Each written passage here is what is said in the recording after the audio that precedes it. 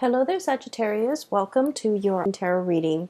So, let me talk about what I sense when I was shuffling out the cards, okay? And then we'll talk about this spread. Needless to say, I feel like this spread is very, very focused on all the important love relationships in your life, okay? And I feel like we have four people here, like four court cards indicating people, and we have water signs, earth signs, and air signs. So you're dealing with a lot of people. And for some of you, you might be dealing with all three of them. Others, you might be dealing with facets of each of these characters. And then while others still might be dealing with like only one of these scenarios. But I feel like this is a month where it is very much about, figuring out the relationships in your life that are worth salvaging, the relationships that are worth still being in, and the relationships that have been draining. So I feel like there is a lot of reassessment going on here.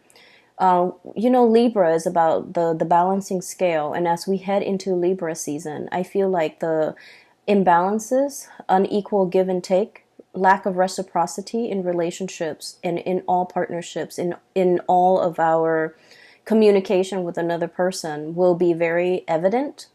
And so it's a time for us to really take stock of what's not working or what is working, and to figure out solutions to balance out the give and take in relationships. Okay, so I feel like for a lot of the signs, for a lot of people in general, everything that has happened since the month, I feel like you're getting signs and messages along the way to indicate to you what is lacking, what's not working in your relationship.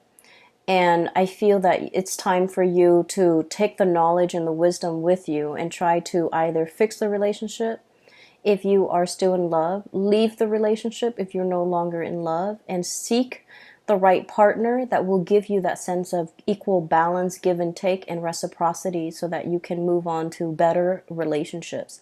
So it is an important month to put theory into practice, to figure out what you have already learned and how to implement that into the world, okay? So when I was shuffling out the spread for you, I saw two images. The first one is I see you sitting at a table, and it looks like a karaoke bar. There's like a stage, a makeshift stage. It's not a platform or anything. It's just an area they cleared out. There's a microphone in the middle, and you're sitting at a table and you're looking at somebody. Their name is called up, and so it's like an open mic night.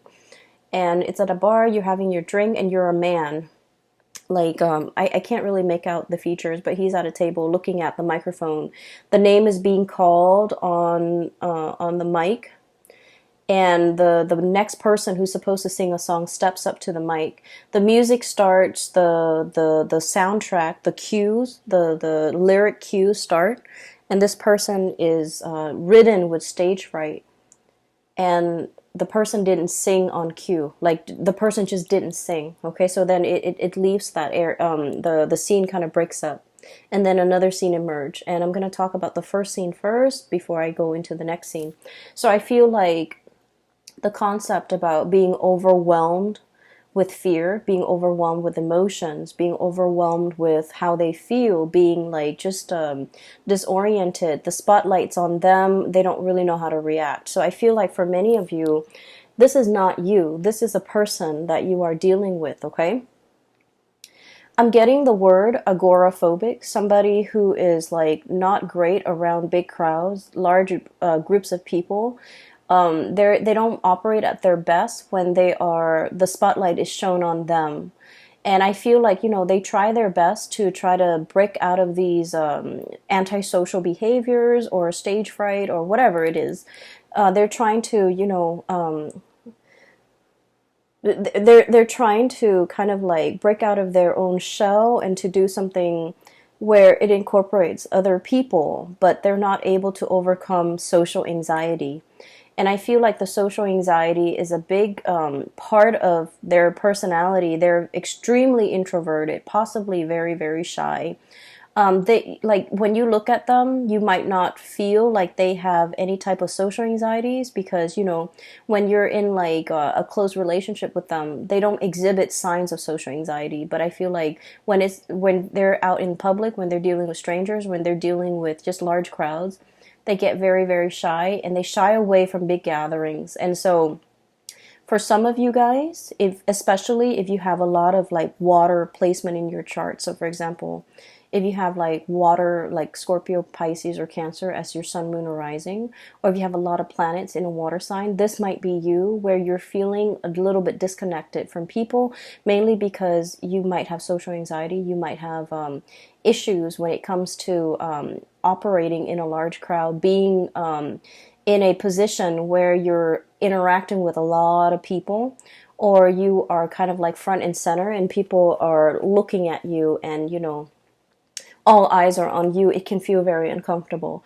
And to a certain extent, most of us, I feel like the majority of people aren't great with like, public speaking always provokes like anxiety, but I feel like you're either dealing with somebody, or this is triggered in you in a situation that where you haven't experienced it in the past. So I feel something coming in, okay? I'm also getting the word tongue tie, stage fright, and tongue tie. Okay, so it could be either of those things. I strongly feel that you are dealing with somebody who has social anxiety, who has a lot to say, and yet they're very, very tongue tied because their emotions get in the way. That's what I'm feeling. And I feel like their method of expression has always been through either song, music, or other avenues of self-expression, you know, painting, dancing, whatever it is. But I feel like when it comes to one-on-one interpersonal communication, there's something here that's preventing them from expressing how they really feel.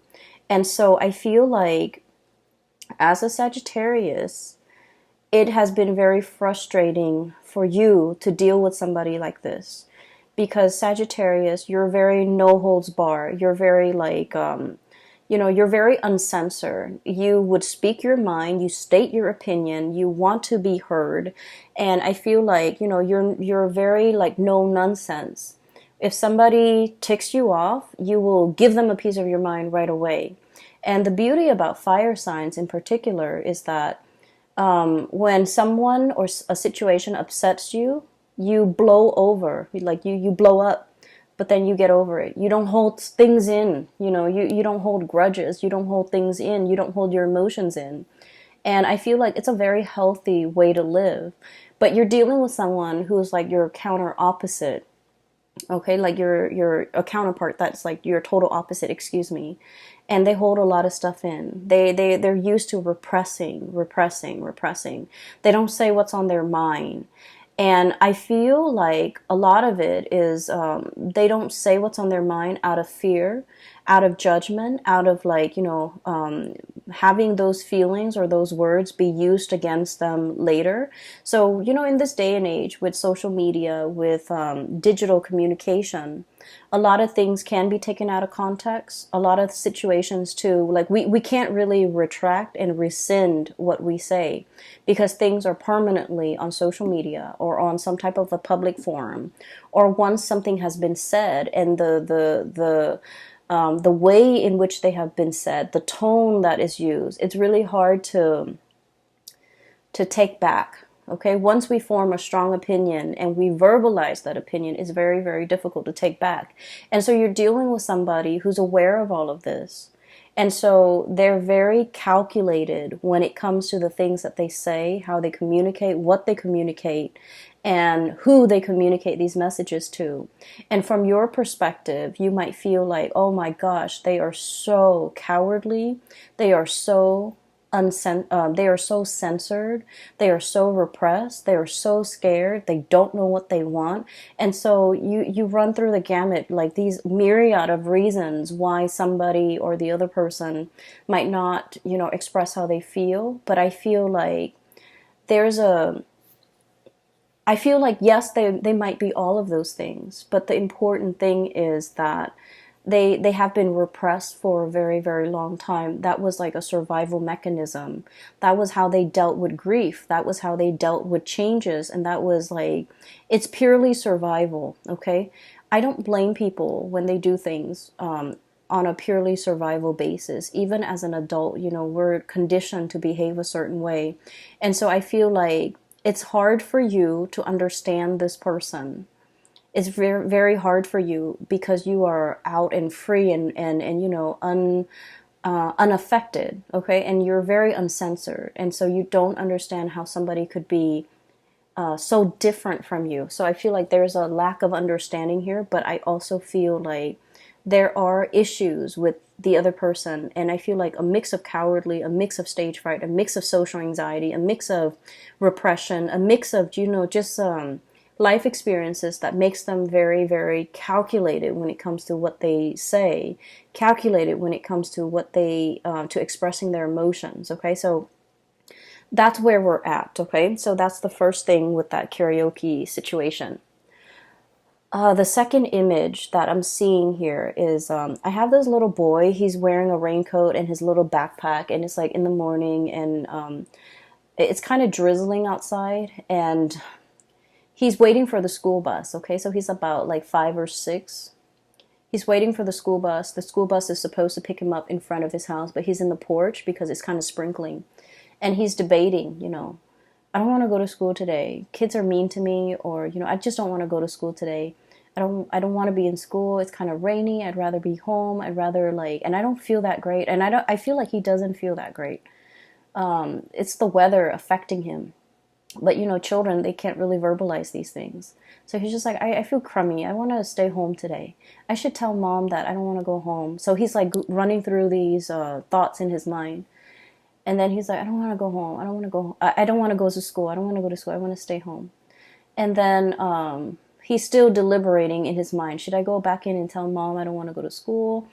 And then just then the bus comes and the bus door opens and he's like, I don't want to go to school. Should I just go back inside and tell mom? And then he finds himself walking towards the bus. And then the door closes and the bus takes off because he took too long. Okay, so I feel like, once again, this could be you or another person that you're dealing with. And I feel like it's a situation where it's uneasy. You have like a gut reaction or a gut instinct on what you should do, right? Like you might have a disaffinity for something, like a lack of liking for something, or an aversion to something, or like just a repulsion towards something. And then you're trying to rationalize, like, why do I feel this way about this person? Why do I feel this way about this situation? And I feel like your intuition has been right. Your intuition is telling you, you know, that might not be the right person for you. That might not be the right situation for you. And crisis averted, because I feel like at the end of the day, the door closes. He missed his bus, but he gets to stay home. And so in a way, it's sort of like a situation that can be a self-fulfilling prophecy as well. Okay, taking too long to make a decision. First of all, do I go to school or do I stay home? Taking too long to make a decision. And then at the very last minute, the decision is made for you. That option is ruled out for you. And so inaction, I feel, is as dangerous as like lack of action, or doing something where your heart is not 100% committed in it. It can lead to failure. Does that make sense? Because I'm feeling like there's a self-fulfilling prophecy. It's something that you're just like, oh, it's doomed to fail from the start. I'm just going through the motions to do it, but it's doomed from the start. And because you're half-assing it, and because you're like just going through the motions, and because you're also injecting a lot of just self-defeating negativity into a situation, it fails. And I honestly feel like this is not you, Sagittarius. This is somebody that you're dealing with, where they're like constantly mired in a very, very negative mindset. They don't look at the end goals. They don't look at, you know, pushing themselves past their limit. They let fears and discomfort gets the best of them. They don't challenge themselves. They're not inspired to be a better person. They're not, you know, grasping for these high ideals. So then whatever they do inevitably flops. And you might have witnessed this. You might have been, dealing with them when they go through life and making these decisions. And it's like,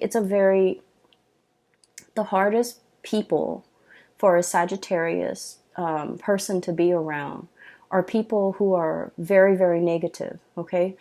I feel Sagittarius people are the most optimistic, are the most carefree, are the most like, it's going to work out, like just fearless people that I've ever encountered. And I feel like you're dealing with someone who's a naysayer, who's very mired in negativity, who's constantly like, they do things and they're just like, oh, it's not going to work out. So they give up even before they even try. They give up even before the situation started, or they shut something down before it has an opportunity to get off the ground.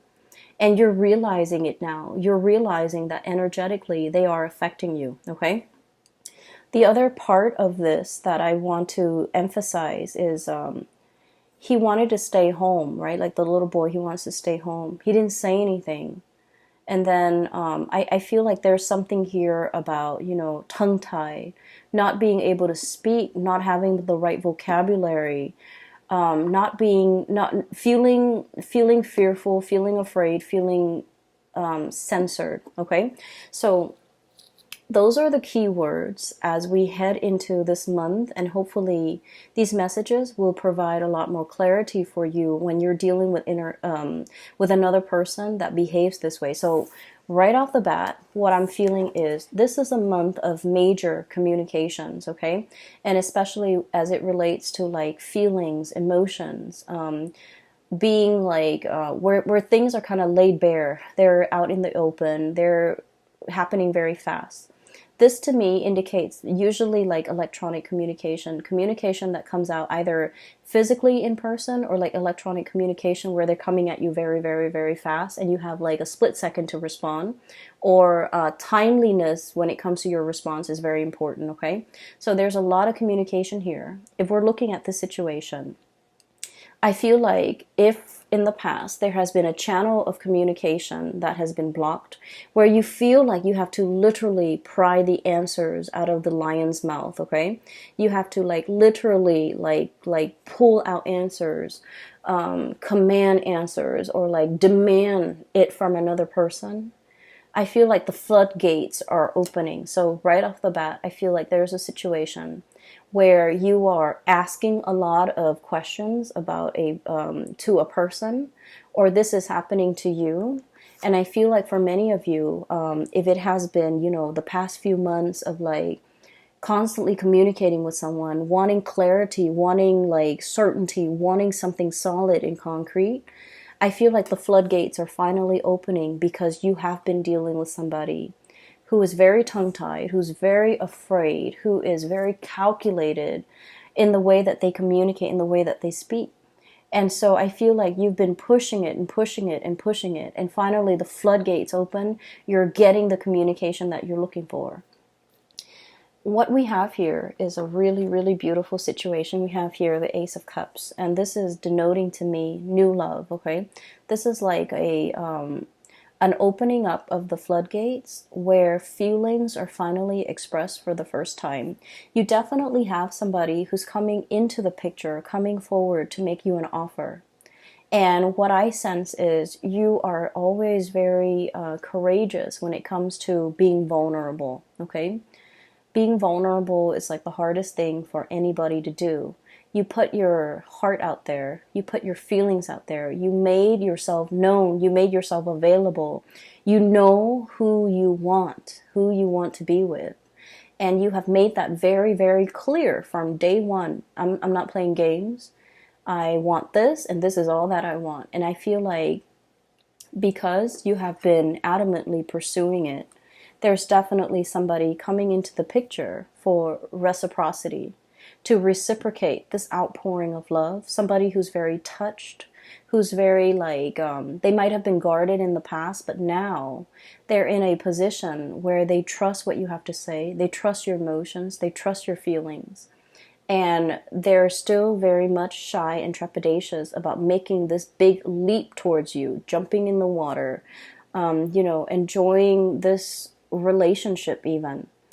But They're making an effort, okay? So I feel like it's slow, but it is very steady.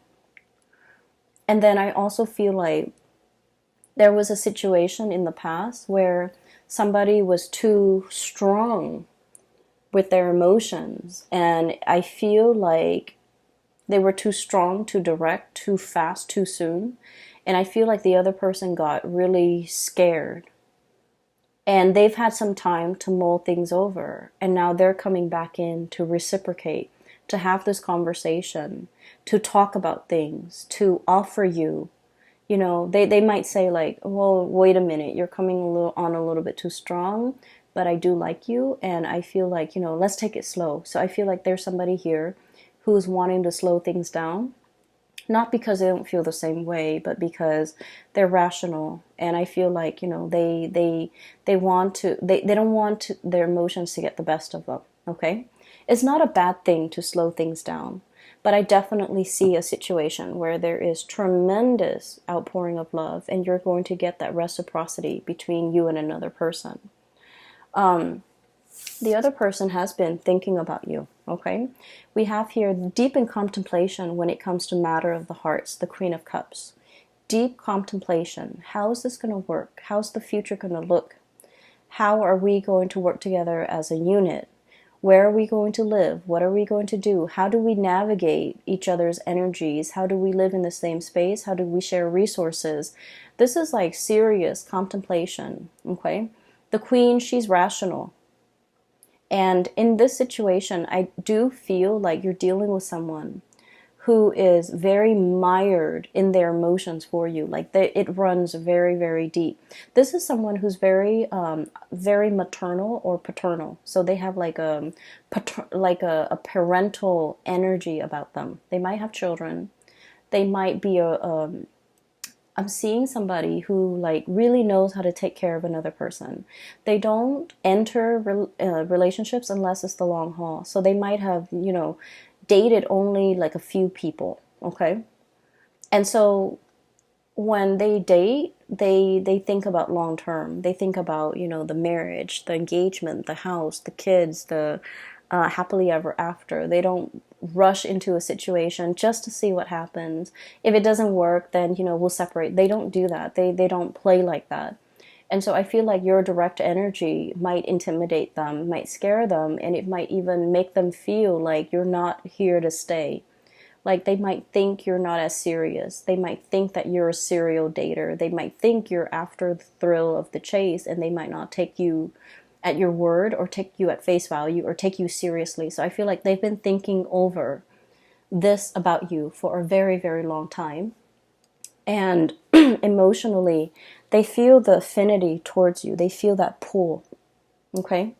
I'm seeing a situation where somebody is definitely coming forward. Okay? This is the Chariot, forward momentum, two disparate energies working together, moving the Chariot in the same direction. So I do see, and I say this a lot with Sagittarius, you and a partner who might be from, like an interracial type of a situation, okay? The traditional depiction of this card is we have the black sphinx or the black horse and the white horse working together to pull the chariot along. And I usually think of that as like an interracial couple, two people who might be very culturally different, okay? So keep in mind, for example, you might be like born in the same country, and then one person, you both might move to the United States, and one person is still a lot more traditional. The other person might be very Americanized. So in a way, that's like still culturally different, okay? So I see variations of that in this card where you and the other person, there might be a lot of cultural differences that you have to learn about one another. You have to understand about one another in order to make it work. And so there might have been a lot of difficulties in the past to overcome in this relationship as a unit. There might have been a lot of communication problems. You never gave up on it. You never threw in the towel because you knew intuitively that, it was worthwhile, it was worth it. And you felt how they felt about you. You felt it even though they never said it, because they were scared of their feelings. They were afraid of being found out. They were afraid of, like, how they felt. They were afraid. They were running from it. And I also feel like they were so, it caught them off guard, and the feelings were so strong that it was hard for them to verbalize it, and they were afraid of it. They didn't want to face it. They didn't want to admit to it. They didn't want to talk about it. But moving forward, I feel like there's a breakthrough here where the floodgates open, and this outpouring of love and emotions, it's definitely coming through, where the other person is coming into the picture, wanting a conversation and wanting to build, okay? You have another character here, so I see one person who's very afraid. And then I have another person who's very calculated with their words, with the things that they do. They're very measured with what they do. So this is one person here, and I see another person. And this person shows up here as the King of Pentacles, okay? It doesn't matter. I'm not reading the signs anymore, because I feel like you have crossovers. You have people with so many astrological placement that the signs, sun sign or moon sign or rising sign, it doesn't even matter anymore. But what I have here is the King of Pentacles. This is someone who's very, very hardworking, okay? Like, they have worked very, very hard for everything in their lives, okay? This wasn't somebody who was born into wealth. They didn't have a trust fund. They didn't have a large inheritance from their deceased, family members. They worked out in the fields. They might have callous hands. They might do something that's physically demanding. They don't care what they look like. They're not going to show up in a suit. They've worked really, really hard. They've had to hustle. They've had to go out and take care of things and take care of business at a very young age. And when you're deprived of a childhood, when you've had to grow up really, really fast, when your whole life was all about work and responsibilities, you can be very, very emotionally absent, right? So I just want you to understand where this person is coming from. This is like the pillar of responsibility, okay? This is somebody who make a lot of sacrifices for the greater good. This is also somebody who really craves stability. They crave predictability. They crave hard work. They crave an opportunity to prove themselves. And so just imagine you're dealing with someone like that. And when they look at you, you're hot, fiery, and passionate. You're very unpredictable. You're very uncensored. You're very no holds bar. You're very impulsive as well, I feel. But you're so lucky because your impulses don't get you in trouble. But Aries do. And I feel like to a certain extent, Aquarius and Leo, their impulses, and Pisces, their impulses often get them in trouble. But I feel like you're ruled by, Jupiter, which is the planet of luck. You have a guardian angel, and you never get yourself in sticky situations for very long. There's always an out for you. But the point is, they look at you, and everything that you do is runs counter to everything that they have done thus far to achieve everything in their life. So they look at you as a wild card. They look at you as kind of like, it's exotic and fun and exciting and passionate, but it's unstable. That's how they perceive you. And so this is not somebody that enters relationships, friendships, with arms wide open. They're calculated with the things that they say.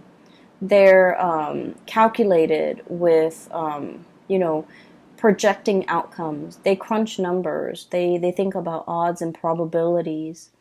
And I feel like the odds of them going after you is very low, mainly because they feel like it's a wild card. I feel, though, there's still going to be communication with you and this person. This is what I usually call ringing the bell, okay? This is like the lobby attendant, somebody coming in, making their presence known, ringing the bell. And they're going to make their presence known. There's still going to be communication. They're still enthralled and seduced by you. And I also feel like they're still very much like wanting that connection. But I do sense, and I'm not into, telling you to change your behavior or anything like that in order to be with this person. I just feel like it's going to take some time. It's going to take some time for them to learn to trust you completely.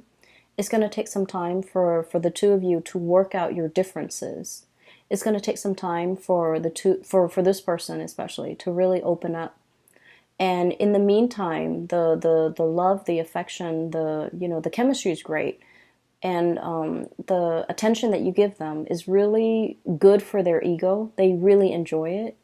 But I feel like there's a little bit more of a heart soul connection here. But I also feel like you're putting a lot of work in this situation. It is time for you to kind of like step back a little bit and let this person come forward towards you. So don't take this burden upon yourself. Let this person share the burden. Let this person do the work. As soon as you realize that you can lay down these wands, you're going to know that, this person is so reliable. They're going to pick up those wands and walk alongside you. So I feel like there's a situation here where you're pushing, pushing, and pushing. And you might need to take a breather, take a step back, and they're going to start to come forward, okay?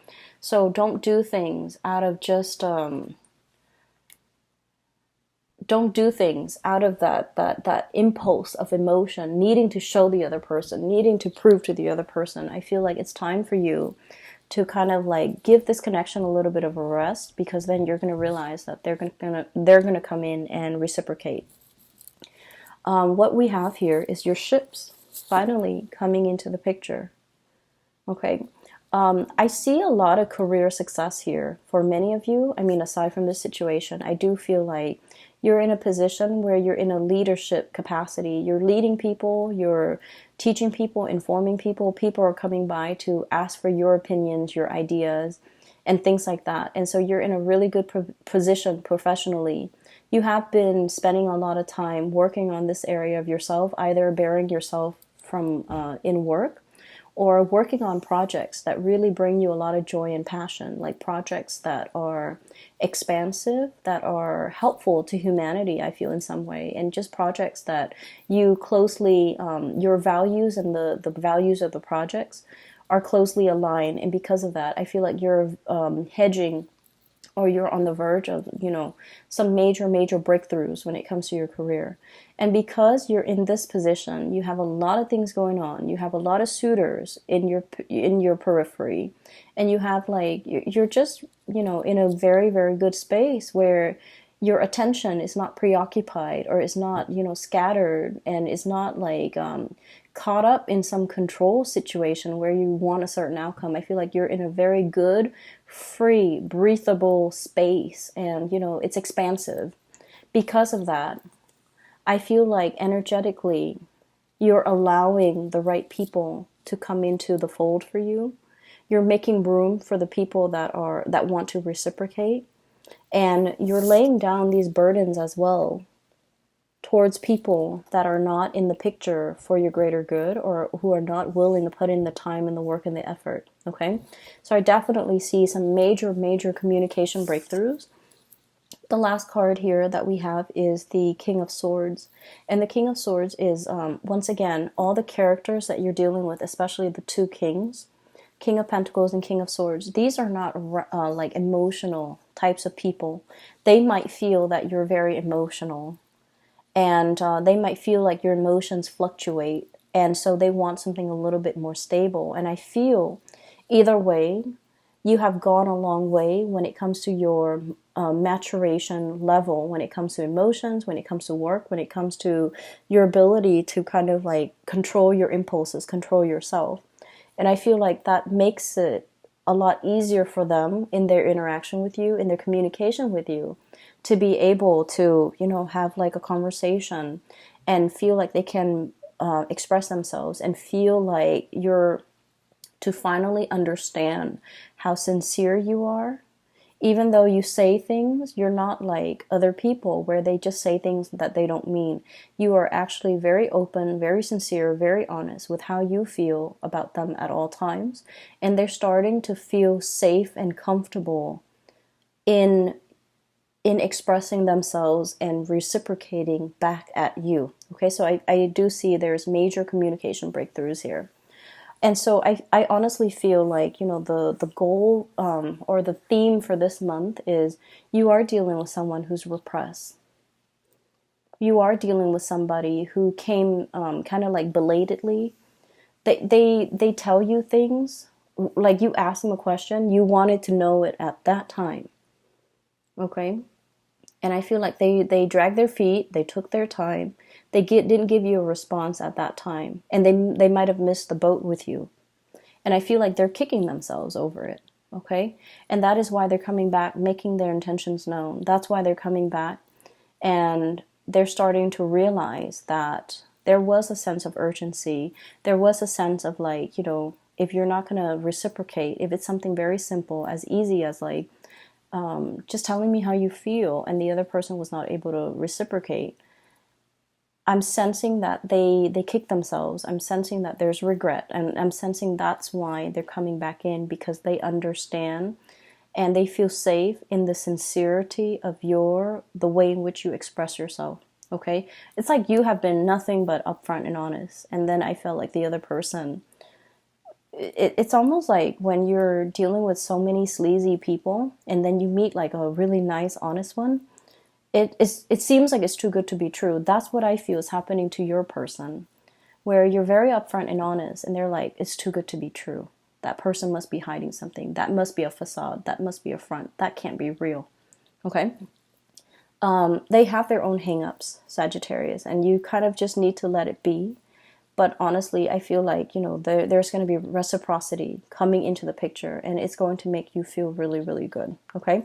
I hope this reading resonates with you. I hope that it comes true for you, so that you can, know where you stand with people and know who's really important. Okay? I do wish you all the best, Sagittarius, and best of luck with everything. Okay? I'll talk to you guys soon. Bye-bye.